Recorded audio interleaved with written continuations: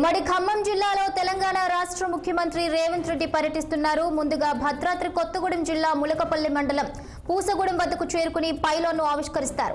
ఆ తర్వాత సీతారామ ప్రాజెక్టులో రెండో పంప్ హౌస్ మోటార్లు స్విచ్ ఆన్ చేసి గోదావరి జలాల ఎత్తిపోతలను ప్రారంభిస్తారు. అటు అశ్వాపురం మండలం బీజీ కొత్తూరు వద్ద మొదటి పంప్ హౌస్ ను ఇన్ఛార్జ్ మంత్రి కోమటిరెడ్డి వెంకటరెడ్డి, ములకలపల్లి మండలం కమలాపురంలో మూడవ పంప్ హౌస్ ను డిప్యూటీ సీఎం భట్టి విక్రమార్క ప్రారంభిస్తారు.